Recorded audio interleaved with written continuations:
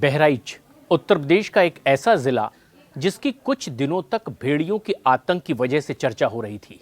मामला जैसे ही शांत होने को था, अचानक बहराइच एक बार फिर देश के स्तर पर चर्चा का विषय बन गया। और इस बार वजह थी बड़ी हिंसक वारदात, जिसमें एक शख्स की हत्या हो गई और उसके बाद लगातार कुछ हिंसक वारदातों की तस्वीरें सामने आती रही। वो तारीख थी 13 अक्टूबर 2024 की। नवरात्र का त्यौहार बड़े सादगी, शांतिपूर्ण, हर्षोल्लास के साथ संपन्न हुआ। लेकिन जब दुर्गा प्रतिमा के विसर्जन का वक्त था, उस 13 अक्टूबर की शाम को बहराइच में एक ऐसी घटना हुई जिसकी कभी किसी ने कोई कल्पना नहीं की थी।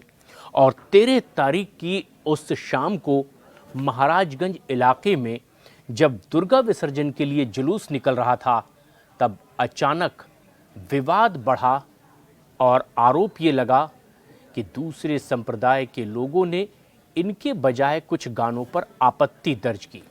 विवाद बढ़ता चला गया, तोड़फोड़ हुई, हंगामा हुआ। यहाँ तक आरोप लगा कि एक 22 साल के युवक रामगोपाल मिश्रा की गोली मारकर हत्या कर दी गई। और इसके बाद जमकर उत्पात हुआ, हंगामा जबरदस्त हुआ। मूर्ति विसर्जन का कार्यक्रम एक तरफ रहा और उत्पात बढ़ता चला गया। उसके बाद इस पूरे मामले में सुरक्षा बलों ने भी कार्रवाई आगे बढ़ाई, लेकिन उग्र प्रदर्शन को देखते हुए ये कार्यक्रम वहीं थम गया। स्थानीय विधायक ने भी ये अपील की कि लोग इस हिंसक घटना को रोकें और दुर्गा विसर्जन करें, लेकिन लोगों ने अपना कार्यक्रम आगे बढ़ाने से मना कर दिया। उस 22 साल के युवक रामगोपाल के शव को पोस्टमार्टम के लिए ले जाया गया। दूसरे दिन फिर अंतिम संस्कार करना था। अंतिम संस्कार के लिए जब उसका पार्थिव शरीर ले जाया जा रहा था, अचानक उस वक्त एक बार फिर ये हिंसक वारदात भड़क उठी।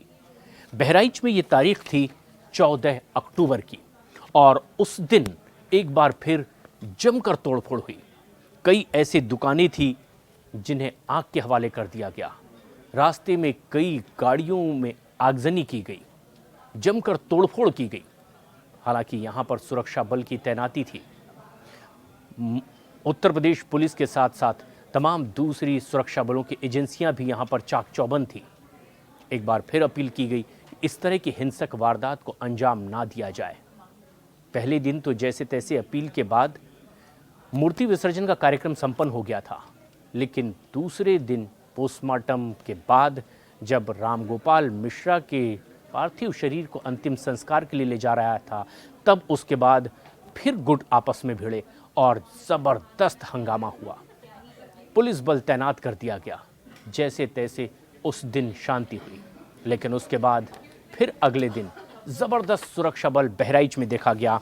और ये तारीख थी 14 अक्टूबर के बाद 15 अक्टूबर की। खुद उत्तर प्रदेश के ADG law and order Amitabh Yash सड़कों पर उतरे दिखाई दिए। हाथ में तमंचा लिए उन्होंने तमाम उपद्रवियों से यह गुजारिश की कि शांति बनाए रखें, वरना मुख्यमंत्री का आदेश था कि सख्त से सख्त कार्रवाई हो। उत्तर प्रदेश के मुख्यमंत्री ने भी इस पूरे मसले पर संदेश दिया कि तमाम लोग शांति बनाए रखें, जो भी इसमें गुनहगार होंगे उन पर सख्त कार्रवाई की जाएगी। और फिर सुरक्षा बल, उत्तर प्रदेश की पुलिस एक्शन में दिखाई दी। जिस तरह से कानून व्यवस्था को चुस्त दुरुस्त करने की कोशिश हो रही थी, इसी के मद्देनज़र इंटरनेट व्यवस्था भी पूरी तरीके से बंद कर दी गई थी। इंटरनेट बंद होने के बाद काफ़ी हद तक के इस पर लगाम भी लगाया गया। लेकिन फिर तारीख आई 16 अक्टूबर की। इस दिन पूरी कोशिश थी कि बहराइच के इस पूरे इलाके में शांति कायम रहे। दिन ढलता चला गया, लेकिन फिर जब 17 तारीख नज़दीक आई तो कुछ नए आरोप सिर उठाने लगे। 17 तारीख तक के पता ये चला कि जो आरोपी पुलिस की गिरफ्त से दूर थे, उन्हें पकड़ने के लिए जगह जगह दबिश दी जा रही थी। बहराइच की एसपी वृंदा शुक्ला ने बताया कि तकरीबन 52 लोगों को पकड़ा गया था। हिरासत में लेकर कई लोगों से पूछताछ हुई। ऐसे में कुछ ऐसे लोग थे जो नामजद थे। इनमें से 3 खास तौर पर ऐसे नाम थे जिनकी तलाश सरगर्मी से की जा रही थी। मोहम्मद फ़हीम, मोहम्मद तालिब, मोहम्मद सरफराज, मोहम्मद अफजल और अब्दुल हमीद, ये वो 5 लोग थे जो आखिरकार 17 तारीख को पकड़े गए। लेकिन उससे पहले एक ज़बरदस्त घटनाक्रम हुआ, एक एनकाउंटर हुआ बहराइच के सीमावर्ती इलाके में, यानी नेपाल बॉर्डर से लगे हुए इलाके में। और बताया ये गया कि यहाँ पर जो आरोपी थे वो नेपाल शायद भागने की कोशिश कर रहे थे। इससे पहले पुलिस ने इनमें से 2 लोगों को पकड़ा था और उनकी निशानदेही पर रामगोपाल मिश्रा की हत्या में इस्तेमाल किए गए हथियार को बरामद करने की कोशिश हो रही थी। जिस जगह निशानदेही हुई वहां जब पुलिस पहुंची तो कुछ और आरोपियों की मौजूदगी मिली। जब पुलिस ने उन्हें घेरा तो उधर से फायरिंग की गई। पुलिस ने कहा कि फिर जवाबी कार्रवाई हुई, एनकाउंटर भी हुआ, लेकिन इसमें 2 लोग घायल हुए। बहराइच के अस्पताल में उन्हें एडमिट करवाया गया। बताया गया कि इस तरह से कुल ये 5 लोग भी पकड़े गए और आखिरकार उन्हें पुलिस ने पकड़कर इस पूरी वारदात के बारे में पूछा भी कि आखिर जिन लोगों से शांति से सरेंडर करने की अपील की जा रही थी उन्होंने फायरिंग क्यों की। उन्होंने कहा कि दरअसल गलती से उनसे फायरिंग हुई। फिर ये भी कहा गया कि वो दरअसल भागना चाहते थे और वो डरे हुए थे। पुलिस की ओर से जो बयान आया उसमें यह साफ कह दिया गया कि ये भागने की कोशिश कर रहे थे और इसीलिए एनकाउंटर हुआ। आरोपी के पैर में गोली लगी। आखिरकार इन 5 लोगों को गिरफ्तार कर बहराइच के ही अस्पताल में उपचार के लिए लाया गया। लेकिन इस पूरे मामले में अब जो सबसे ख़ास बात है वो ये कि ये साफ कर दिया गया है कि तमाम हिंसा के आरोपियों पर NSA नेशनल सिक्योरिटी एक्ट के तहत केस चलेगा और इस पूरे मामले में अब कार्रवाई आगे बढ़ती दिखाई दे रही है।